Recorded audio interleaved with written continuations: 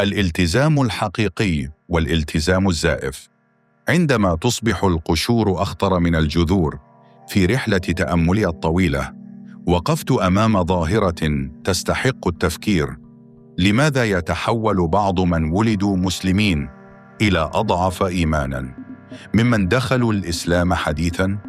لقد رأيت المهتدي الجديد يدخل هذا الدين بقناعة تشبه الجذر الذي يغوص في الأرض، فيصبح التزامه صخرة لا تتزعزع، وأعماله نابعة من عقل وقلب متحدين.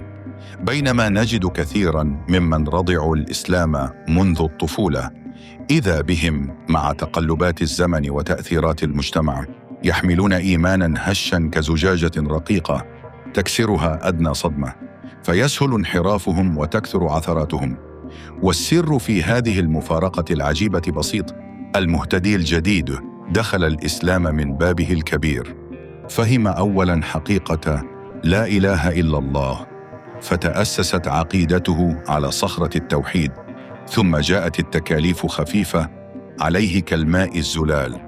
أما المسلم الموروث فكثيراً ما نشأ على تربية معكوسة، تعلم حركات الصلاة قبل أن يعرف لماذا يصلي، وحفظ حدود الحلال والحرام دون أن يسأل عن حكمة الله فيها. أضف إلى ذلك بيئة تحاصر أصالته، عائلة تخلط العادات بالإيمان، ومجتمع يقدس العلمانية، وإعلام يشوه صورة الدين، فخرجت أجيال تحمل قلوباً فارغة سهلة الانقياد لكل موجة. ومن هذه التربة المسمومة ينبت نبتان خبيثتان: الالتزام الزائف. الأولى هي شجرة المظاهر الجوفاء، شخص يلبس ثوب التقوى ويظهر الصلاة والعبادة، لكنه من الداخل كالبيت الخرب، ما إن تمر عليه محنة أو شهوة حتى ينقلب فجأة كالثوب المنقوش، فيخلع رداء التقوى ويسقط في مستنقع الظلم وسوء الخلق، بل قد يجاهر بالمعصية ويستهين بحقوق الناس، وكأن سنين تدينه كانت مجرد حلم. أما الشجرة الثانية فهي الأكثر فتكاً: التشدد المتعسف. هنا يتحول الدين إلى سيف مسلوط على الرقاب، شخص تغلي عاطفته فتطغى على عقله، فيتحول إلى قنبلة موقوتة يتهم الناس بالكفر لأتفه الأسباب، ويستسهل إراقة الدماء، ويفرق بين المسلم وأخيه. وكلا النبتتين، صاحب المظاهر الخادع والمتشدد المكفر، يصبحان سلاحاً يمزقان جسد الأمة، وينقلان صورة مشوهة للإسلام، فيظن العالم أن ديننا دين عنف لا رحمة. ولو تساءلنا لماذا يصل الأمر إلى هذا الدرك؟ فالسبب جلي: لقد نسي هذا الجيل أن الإيمان الحقيقي يبدأ من الداخل. لم تبنى في قلوبهم عقيدة التوحيد كما بناها النبي في صحابته، الذين كان الواحد منهم يقول: والله لو كشف لي الحجاب ما ازددت يقينا.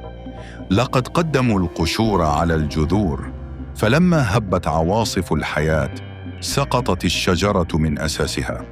والعلاج لا يحتاج إلى معجزات، بل إلى إعادة البناء من القاعدة. لنبدأ بغرس العقيدة في العقول قبل تعليم الأحكام، لنوازن بين عاطفة القلب وحكمة العقل، لنقتدي برسول الله الذي كان يقول لمعاذ: أفلا أعلمك كلمات تقولهن دبر كل صلاة؟ رب أعني على ذكرك وشكرك وحسن عبادتك. لقد علمهم جوهر الإيمان قبل شكله، وتذكروا قول الله: إن الله لا يغير ما بقوم حتى يغيروا ما بأنفسهم. التغيير يبدأ من داخل كل واحد منا. عندما نصلح أنفسنا نصلح أسرنا، ثم مجتمعنا، ثم أمة بأكملها، وعندها فقط سنعود إلى حقيقة الحديث النبوي: مثل المؤمنين في توادهم وتراحمهم كمثل الجسد الواحد. فلا تنخدعوا بالمظاهر، ولا تيأسوا من عثرات الطريق. الإيمان الحق هو الذي يصنع إنساناً متوازناً، قوياً في مبادئه، رحيماً في تعامله، ثابتاً كالجبل أمام الفتن، ليناً كالغصن مع الناس. أما الالتزام الزائف فهو سراب يخدع صاحبه أولاً ثم ينقلب عليه وبالاً فيخرب نفسه ومجتمعه. فابن إيمانك من الداخل يكن نوراً ينير طريقك وطريق من حولك.